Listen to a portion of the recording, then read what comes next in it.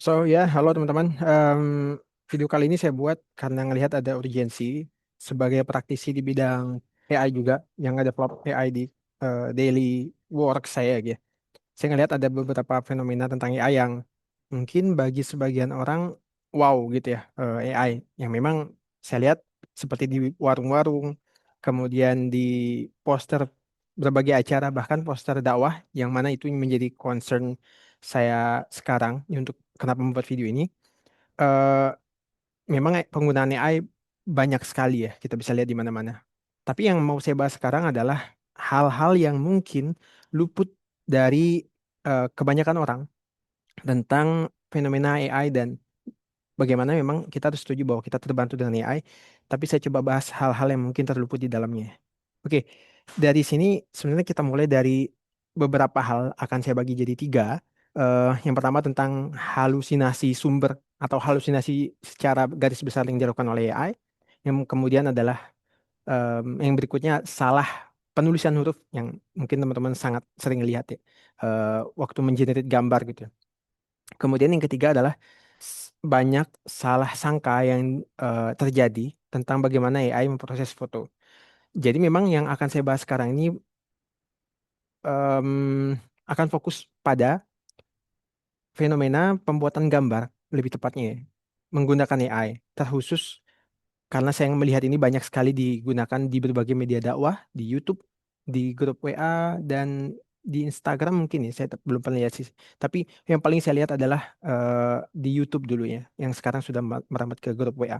Mari kita bahas pertama di tentang halusinasi sumber.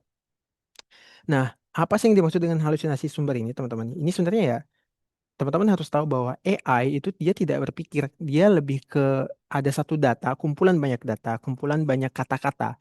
Itu dilatih untuk agar AI ini bisa mengetahui konteks dari kata-kata tersebut sehingga nanti bisa melahirkan juga kata-kata yang baru.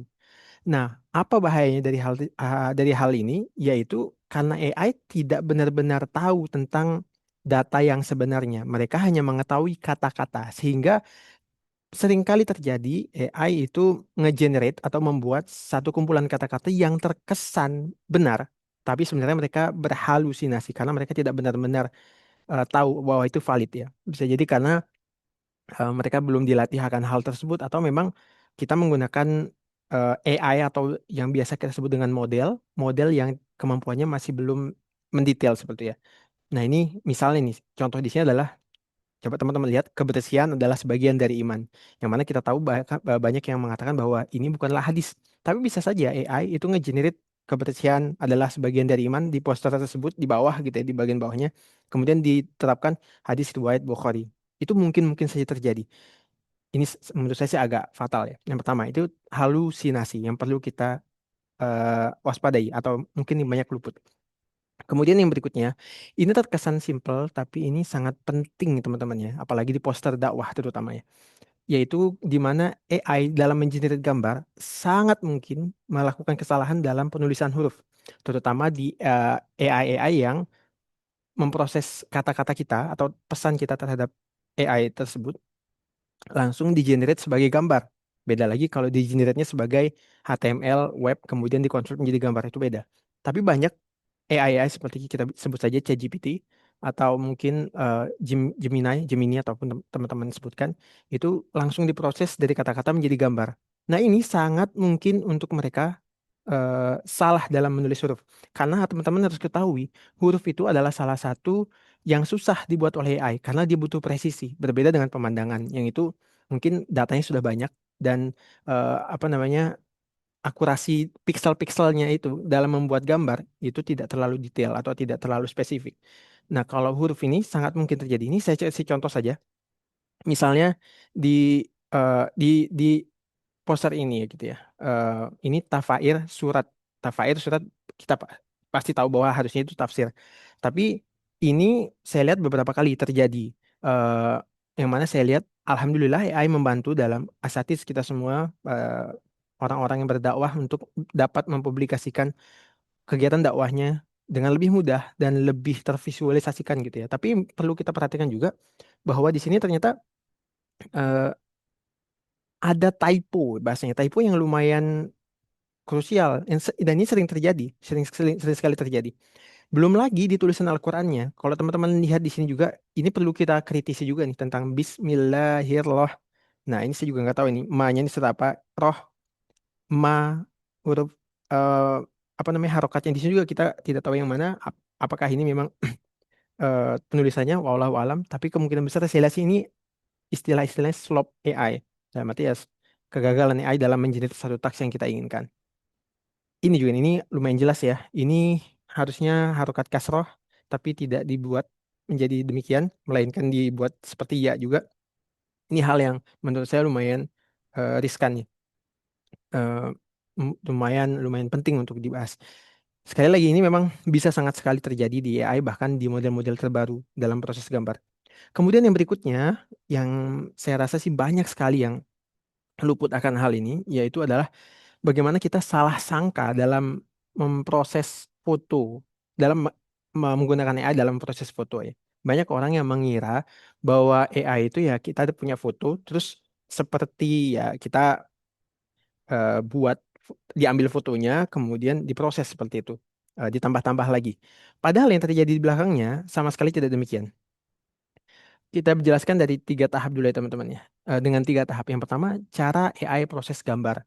eh ini kebetulan saya juga baru lihat materinya, bagaimana cara AI memproses gambar itu, terutama jika kita memberikan gambar kepada AI-nya, kemudian eh, gambar manusia, let's say gitu ya, atau gambar ustadz lebih spesifik lagi gitu ya.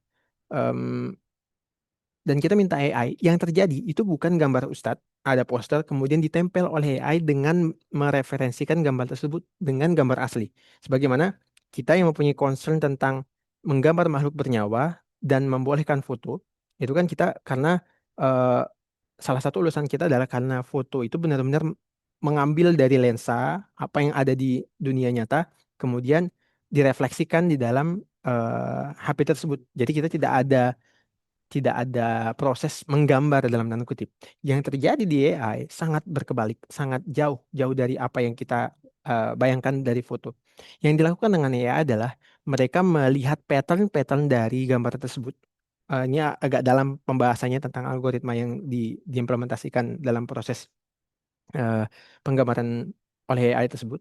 Yang intinya adalah AI sebisa mungkin melihat ibaratnya kalau diibaratkan pelukis itu dibayangkan sekali dari em, fotonya, bentuknya itu dibayangkan, kemudian barulah di-generate.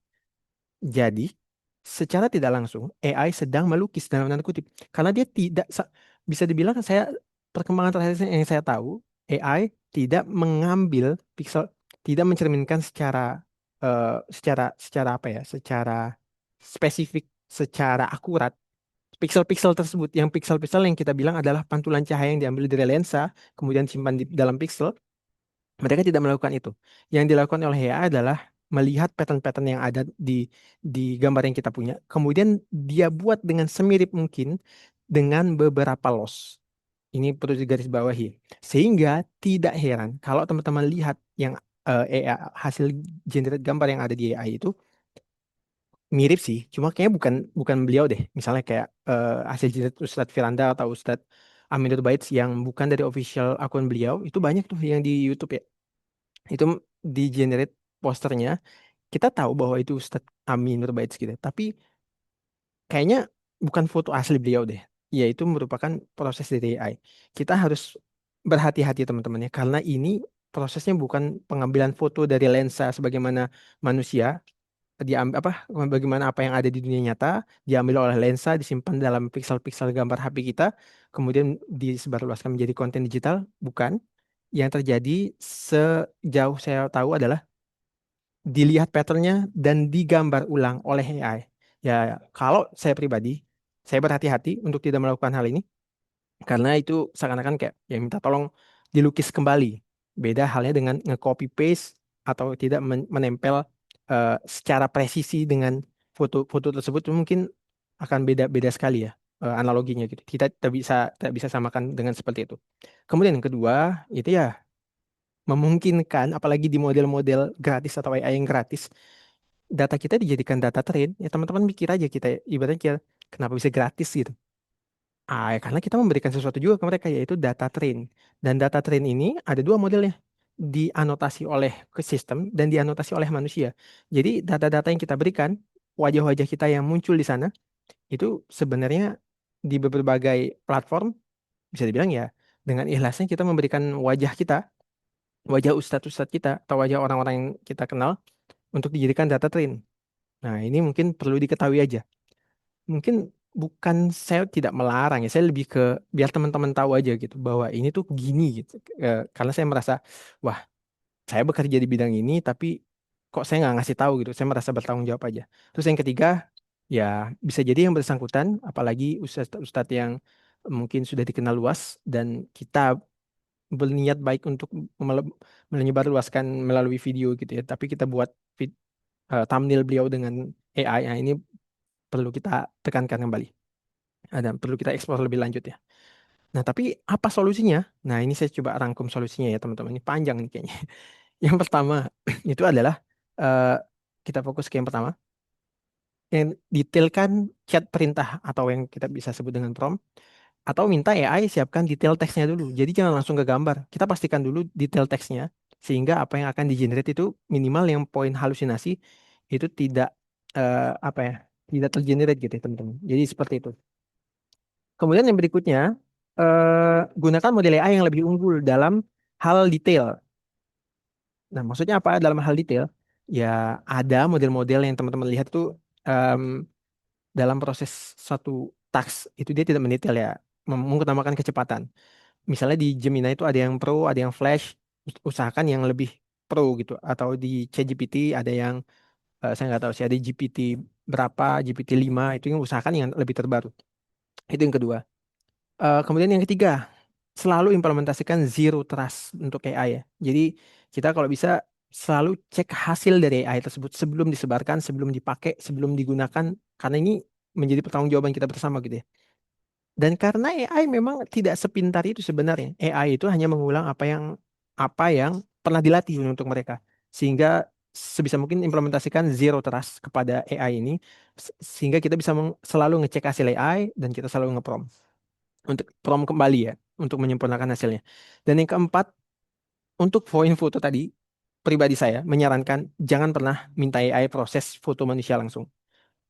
Memang sebegitunya karena banyak sekali efek negatifnya dan bagi saya yang punya concern untuk tidak menggambar makhluk bernyawa, saya sangat berhati-hati dan semoga teman-teman juga bisa mengambil untuk mempertimbangkan lah minimal ya untuk hal-hal ini agar kita ketahui bersama karena yang dilakukan oleh AI itu seperti itu sepanjang pengetahuan saya. Saya tidak tahu ke depannya apakah ada model AI yang atau sekarang mungkin ada model AI yang langsung memproses di foto tersebut gitu. Walau alam. Tapi yang sejauh saya melihat sih tidak ya karena kita ngasih foto latar depan, AI itu bisa ngasih foto latar samping, kanan kiri, yang berarti itu digambar teman-teman. Itu sangat-sangat eh, sangat-sangat kelihatan bahwa itu digambar atau dilukis oleh AI-nya dalam arti dibuat baru lagi bukan refleksi dari cermin yang sering kita jadikan landasan dalam menerima foto sebagai bukan makhluk bernyawa apa bukan melukis makhluk bernyawa itu ini buat yang punya pemahaman seperti demikian tolong dipertimbangkan kembali. Yang kelima, nah ini agak advance sebenarnya, dalam proses poster-poster saya pernah melakukan beberapa kali pemrosesan poster. Kalau posternya belum ada template-nya, itu jangan sih langsung di apa namanya Gemini atau OpenAI karena pertama dia sangat kelihatan sekali kalau itu AI. Terus yang kedua, sangat mungkin sekali potensi-potensi ini nih kesalahan-kesalahan ini terjadi. Em, saya sarankan untuk mengintegrasikan atau memanfaatkan AI di aplikasi yang memang desain.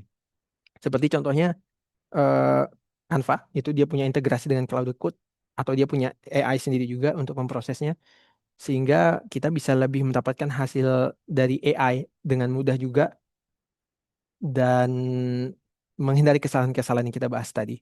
Tapi memang cons-nya adalah atau kontranya adalah biayanya ya jadi lumayan gitu.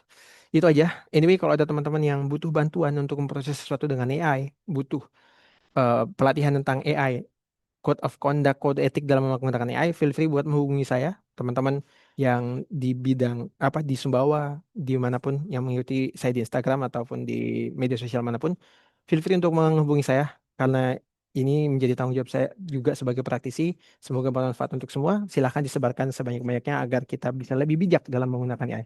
Itu aja deh saya. Assalamualaikum warahmatullahi wabarakatuh.